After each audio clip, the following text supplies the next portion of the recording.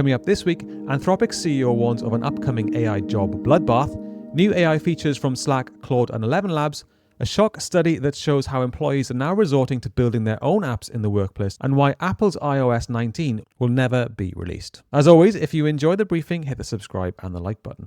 So the big news from this past week is the release of Claude 4, which currently beats all other models for tasks like software engineering and has proven to be extremely popular since its release. But its release comes with some pretty stark predictions from Anthropic CEO.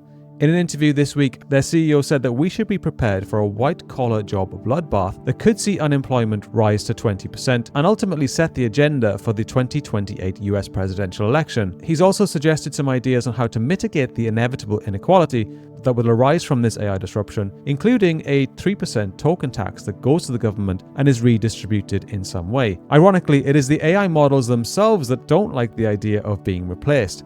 Anthropic raised its safety level this week after it was found that its Opus model blackmailed engineers 84% of the time when they were threatened with replacement. So according to this paper, when an engineer told the model that they were thinking of replacing it with an alternative, the model threatened to reveal details of his extramarital affair, which is reasonably terrifying. But none of this has stopped Claude from releasing new features.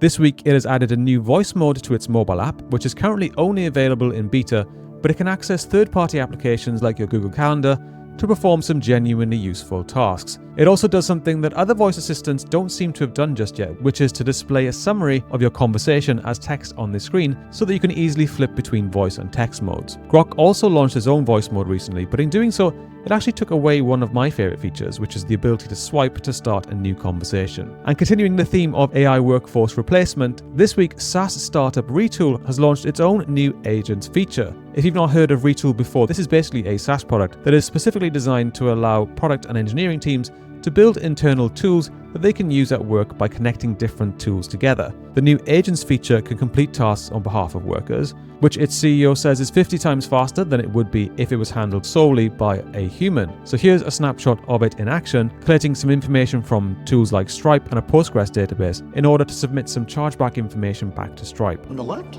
our accountant performing a multi-step manual process to find a chargeback in Stripe. Takes 5 minutes. So long, we had to in fact speed it up by 10 times. And on the right, Retool agent number 17 is doing the same task, but in real time. The secret, powerful, predefined tools we gave the LLM to go get chargeback from Stripe, to go gather evidence from your Postgres database, and submit it back to Stripe. In those 5 minutes, agent number 17 finds 50 chargebacks. Wow, so much faster. Their CEO said that following the launch, the conversations that his clients are currently having is, how do we get LLMs to replace labor? In other news this week, ElevenLabs has released a new batch calling feature, which will conduct hundreds of calls simultaneously. So this uses custom variables that allow you to personalize each call to the specific needs of a user. Here's a demo of it in action. Hello, Angelo. I'm calling to let you know that your parcel will be delivered today at 9 a.m. Do you have any questions? No, that's all good. Thanks a lot. Happy to help. Have a great day. Thank you. Now you can see how this could be really helpful for companies who manage their customers across multiple channels. So this is definitely something worth checking out if you're looking for ways to personalize outreach beyond email or SMS. Slack has also released a new AI feature this week, which is pinch to summarize. So this new feature lets users pinch the screen on a specific channel and get a summary of its content. The designer who worked on this says that it was heavily inspired by Arc's pinch to summarize, which was a feature that was released sometime last year, if you remember, by the browser company. And speaking of the browser company, this week has seen the battle of the agentic browsers start to hot up, and the browser company kicked things off with a post that outlined some of the reasons behind its strategic decision to sideline Arc and focus on its new agentic browser called Deer.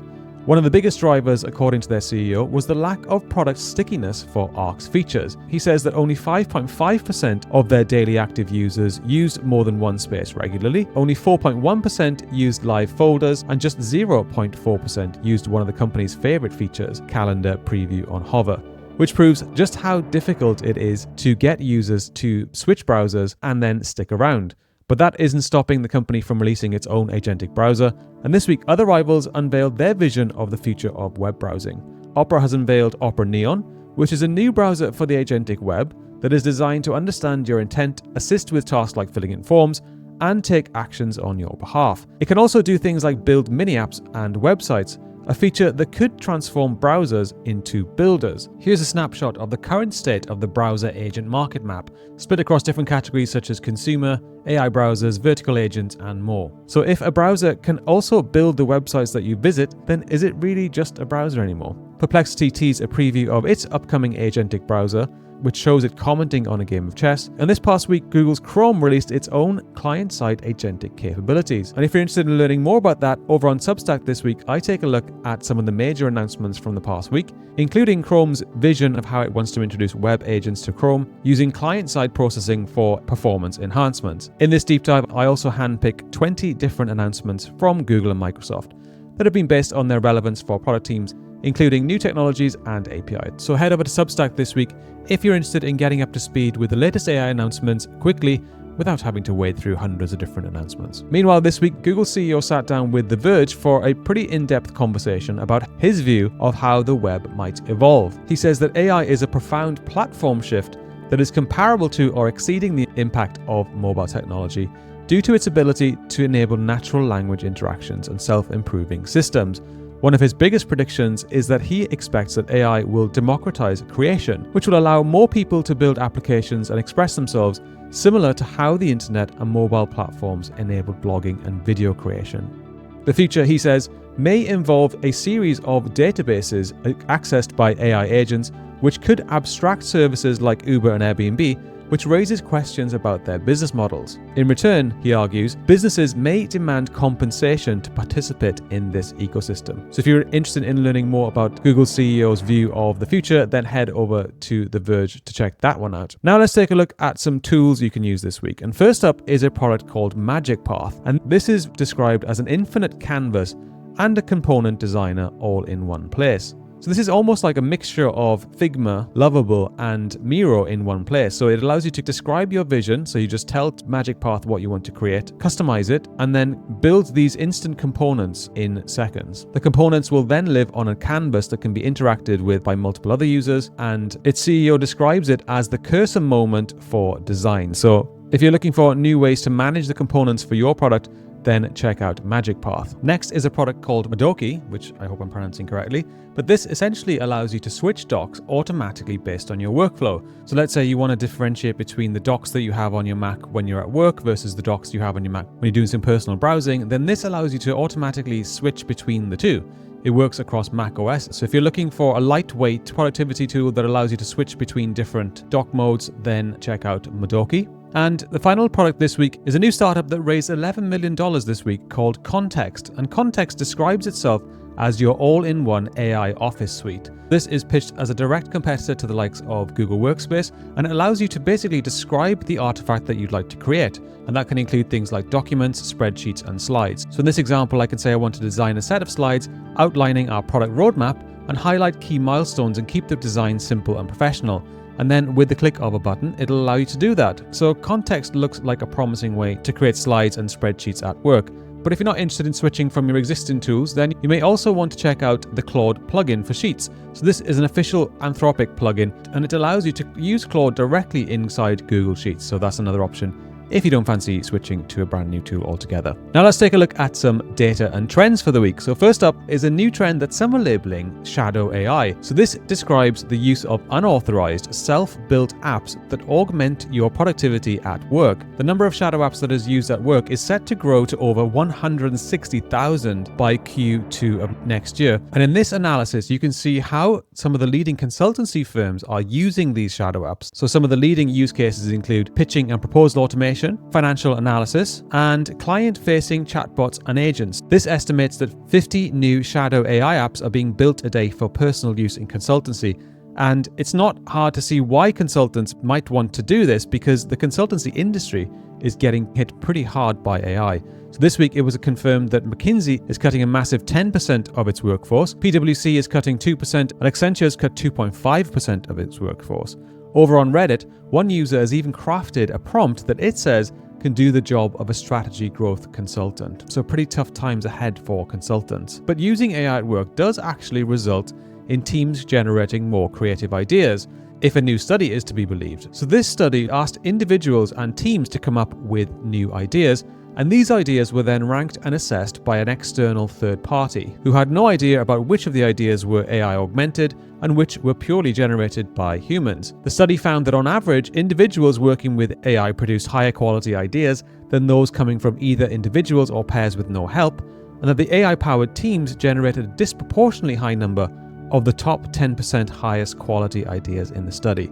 So if your workplace is still a little bit reluctant to embrace AI for idea generation, then this study could come in handy. Meanwhile, a new report from SignalFire says that Google is losing more staff than any other company, with 5.4% of its AI lab staff being poached in 2024. This report is the State of Talent Report 2025, and it's actually a pretty good read. As well as that stat, it shows that Anthropic is the leading company for retaining talent, and that new graduate hiring has dropped 50% compared to pre-pandemic levels. The report also outlines which job functions have seen an increasing hiring versus last year, with machine learning and AI, unsurprisingly, way out ahead with a 27% increase in growth over the past year, and data engineering, software engineering, and product management all posting gains, albeit on a smaller level.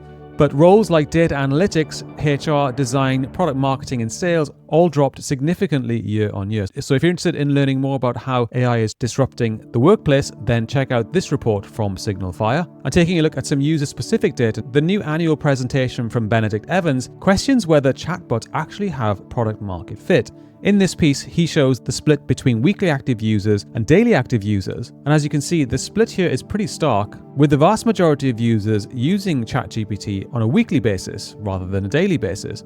This chart, as he puts it, is a very glass half empty or half full puzzle, which shows that something between 5 and 15% of people are finding use for it every day, but at least twice as many people are familiar with it, know how it works, and yet only find it useful once a week. So whilst it's easy to get caught up in the hype of ChatGPT, when you break down the usage figures, this does paint more of a mixed picture.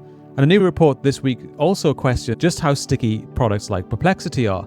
In a report over on The Information, they said that Perplexity has generated 34 million in revenues last year, but at the same time it burned 65 million in cash and had just 1.6 million users, of which only 260,000 were paying users. It was also reported this week that Grok has signed an exclusivity agreement with Telegram to boost its numbers. This exclusivity agreement is worth over 300 million, and it will see Grok become the official AI assistant inside Telegram's mobile app on iOS. So that's quite a big win there for Grok. And finally this week, on the topic of iOS, it has been reported this week that iOS 19 will actually never be released. Instead, it's going to be rebranded as iOS 26, as Apple renames all of its operating systems to make them consistent. So this will see iOS 19 renamed as iOS 26, and the same goes for macOS, iPadOS, watchOS, tvOS, and visionOS. Now this does work for consistency purposes, but it's also a little bit confusing if you're somebody who's heavily engaged in perhaps one operating system but not another. After the brutal year that Tim Cook has had following the failure of Apple's AI and the impact of tariffs, he'll certainly be hoping that this is a success.